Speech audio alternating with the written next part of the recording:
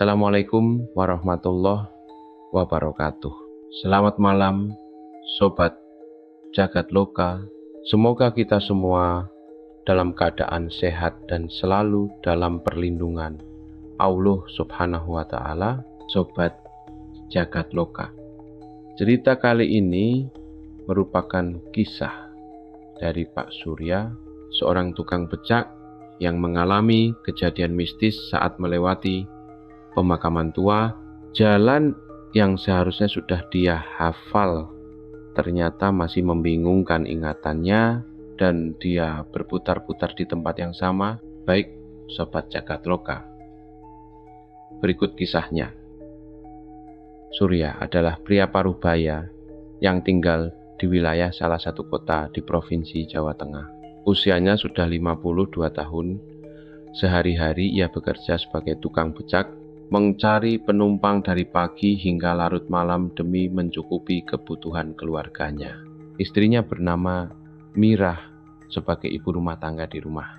Kejadian ini sekitar tahun 2009. Malam itu Surya sedang bekerja seperti biasa. Setelah mengantar seorang pelanggan ke pinggiran kota, Surya memutuskan untuk kembali ke pangkalan becaknya. Jam tangan butut di pergelangan tangannya menunjukkan pukul 11 malam. Masih cukup waktu, gumamnya mencoba menghibur diri. Saat melintasi jalan dekat kompleks pemakaman tua yang dikenal angker, Bulu Kuduk, Surya mendadak berdiri. Pemakaman itu sudah ada sejak zaman kolonial dengan nisan-nisan tua yang sebagian besar miring atau tertutup lumut. Warga sekitar sering menceritakan kisah-kisah mistis tentang tempat itu. Namun Surya selalu mengabaikannya. Tiba-tiba roda becaknya berguncang keras seperti menghantam sesuatu. Surya menghentikan becaknya dan memeriksa roda depan. Tidak ada yang aneh, hanya jalanan yang sedikit berlubang. Lalu Surya memeriksa ban belakang, dan ban belakang juga aman. Ketika akan melanjutkan perjalanan, tiba-tiba ada seorang perempuan muda yang sudah duduk di kursi becaknya. Perempuan itu mengenakan kebaya putih dengan kain batik menjuntai yang hampir menyentuh lantai becak. Wajahnya samar tertutup bayangan malam. Surya terperanjat. Sejak kapan perempuan itu duduk di becaknya? Ia sama sekali tidak mendengar langkah kaki mendekat atau suara saat naik ke becak. Meskipun rasa penasaran berdesir di dadanya, Surya mencoba bersikap profesional. "Mau kemana, Mbak?" tanyanya, berusaha menyembunyikan rasa kagetnya. "Ke sana, Pak," jawab perempuan itu sambil menunjuk ke arah depan. Meski Surya tidak tahu pasti arah tujuan perempuan itu, ia segera mengayuh becaknya segera menjauhi pemakaman tua yang terkenal angker itu. Becak pun melaju pelan di jalan yang semakin sepi. Angin malam berembus lebih dingin, membuat Surya merasa tidak nyaman. Aroma bunga melati tiba-tiba tercium samar-samar. Surya tahu betul bau itu sering dikaitkan dengan hal-hal gaib. Ia mencoba mengabaikannya dan memulai percakapan untuk mengusir rasa takut. "Mbak, malam-malam begini baru pulang. Apa tidak takut sendirian?" tanyanya dengan nada ramah. Perempuan itu diam sejenak sebelum menjawab dengan suara datar, "Saya punya urusan yang belum selesai, Pak. Harus ke sana malam ini juga." Saat mengamati kanan kiri jalanan itu, Surya merasa ada yang aneh. Seakan jalan yang ia lewati terasa asing meskipun ia sudah puluhan tahun menarik becak di kota itu. "Masih jauh, Mak?" tanya Surya kepada perempuan itu. "Depan situ, Pak, sebentar lagi sampai," kata perempuan itu. Surya mengangguk meski merasa ragu. Ia mencoba meyakinkan dirinya bahwa ini hanya perasaannya saja. Namun ketika ia memperhatikan perempuan itu, Surya ini merasa ada yang aneh. Perempuan itu duduk dengan tubuh kaku, kepala sedikit mendongak, dan bibirnya tersenyum tipis dengan cara yang tidak wajar. Hawa dingin yang menusuk semakin membuat Surya panik. Surya mengayuh becaknya lebih cepat, berharap segera keluar dari jalan yang terasa seperti tak berujung.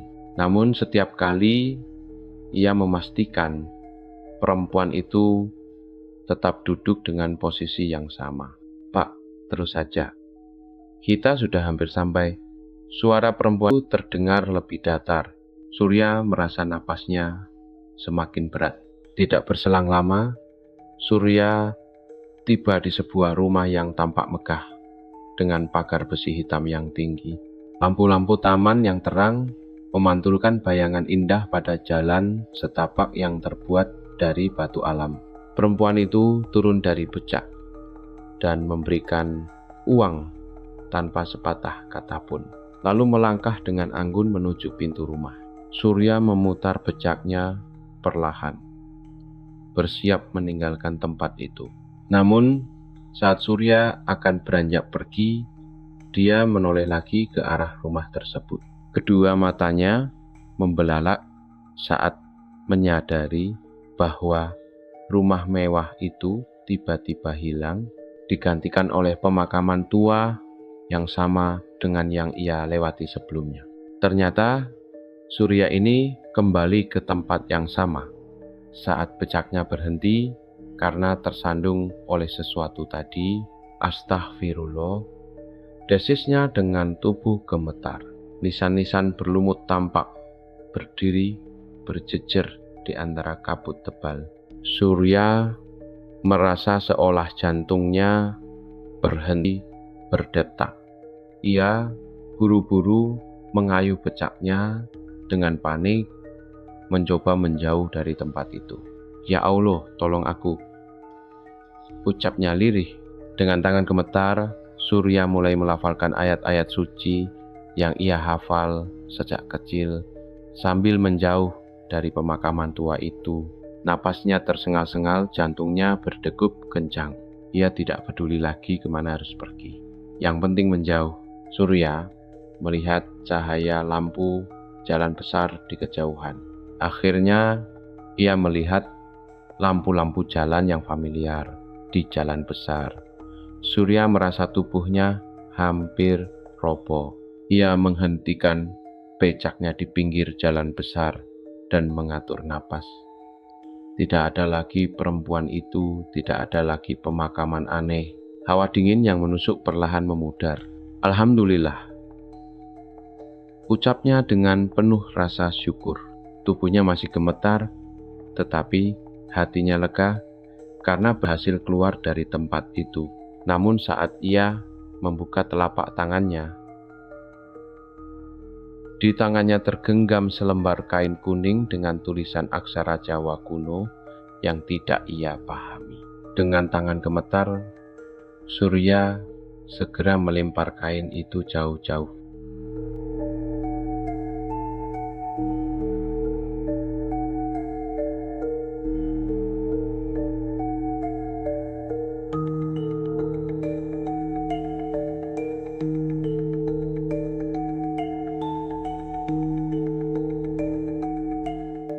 Dua minggu telah berlalu sejak malam mencekam itu. Hari ini kebetulan dia belum mendapat penumpang. Pikiran Surya kini lebih banyak tersita memikirkan kebutuhan anak-anaknya yang semakin meningkat, terutama biaya sekolah mereka yang semakin mahal. Bahkan Surya ini juga bekerja tukang kuli bangunan saat tidak menarik becak demi memastikan segala kebutuhan keluarganya tercukupi. Pukul 9 malam, Surya sedang mangkal di sudut alun-alun kota yang mulai lengang. Udara malam terasa sejuk, dan angin lembut menggoyangkan dedaunan pohon trembesi di sekitar alun-alun. Seorang pria muda dengan wajah kelelahan mendekatinya. "Pak, bisa antar saya ke kontrakan di daerah jalan pemakaman?" tanyanya sopan. Surya tertegun. Sebenarnya ia tidak mau menerima tawaran itu, tetapi kebutuhan keluarga yang terus meningkat membuatnya terpaksa mengiyakan. Dengan berat hati, ia akhirnya mengangguk. "Baik, naik saja Mas." Becak Surya melaju perlahan membelah jalan yang semakin sepi. Lampu jalanan redup, hanya sesekali diselingi cahaya dari warung yang mulai tutup. Jantung Surya berdetak lebih cepat saat mereka mendekati area pemakaman tua. Bau bunga melati yang menyengat tiba-tiba tercium, membuat bulu kuduknya berdiri. "Mas tinggal di mana tepatnya?" tanya Surya mencoba memecah keheningan. "Di kontrakan yang dekat Simpang 3. Jawab penumpangnya singkat.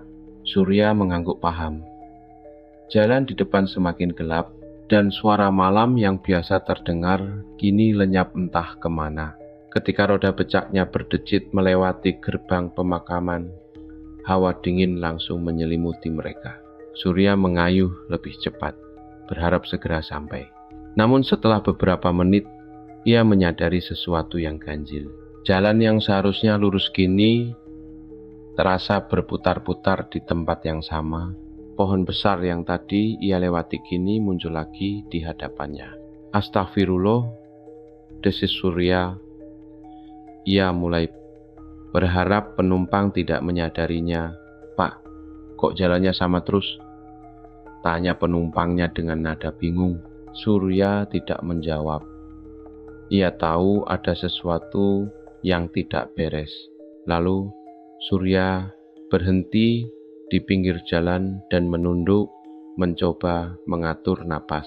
Ingatannya kembali ke malam 2 minggu lalu saat ia bertemu perempuan misterius di tempat yang sama. "Ya Allah, lindungi kami," gumam Surya lirih. Ia meraih tas kecil di saku becaknya dan mengambil tasbih pemberian istrinya.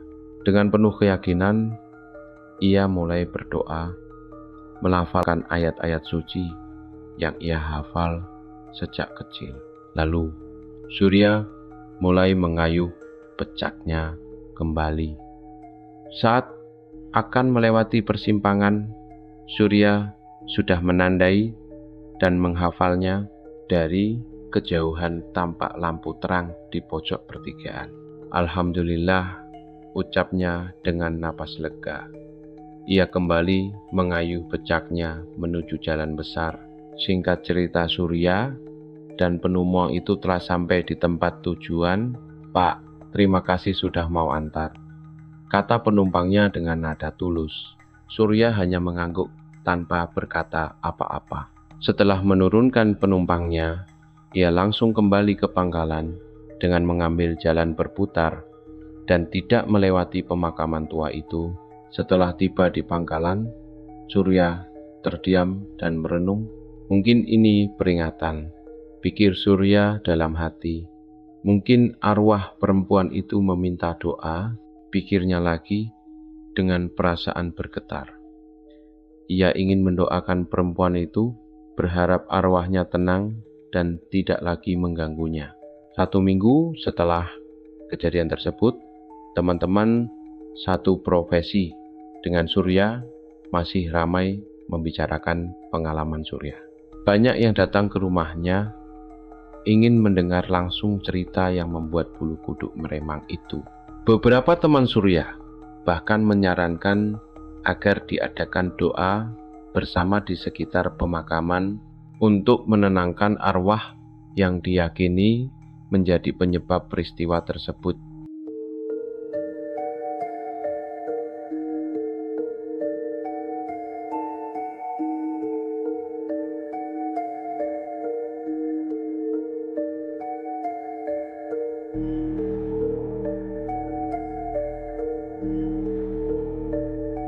Keesokan paginya, Surya bersama teman-temannya mengadakan doa bersama di pemakaman tua tersebut.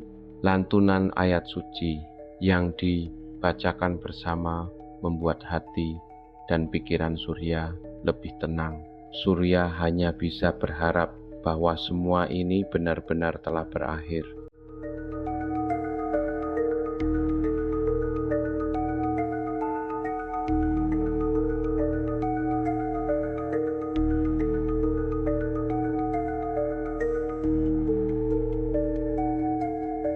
Sobat Jagat Loka, dari cerita tersebut ada hikmah yang bisa kita ambil, bahwa dalam hidup ini tidak semua hal dapat dijelaskan oleh logika manusia. Namun dengan berpegang teguh pada doa dan keyakinan, manusia dapat menemukan jalan keluar dari situasi yang tampaknya mustahil. Semoga kita semua selalu dalam perlindungan Allah Subhanahu wa Ta'ala. Jika sobat punya cerita atau pengalaman horor, mistis, dan mencekam, silahkan tulis komentar di bawah. Terima kasih sudah menonton video ini. Sampai jumpa di cerita selanjutnya. Assalamualaikum warahmatullahi wabarakatuh dan selamat malam.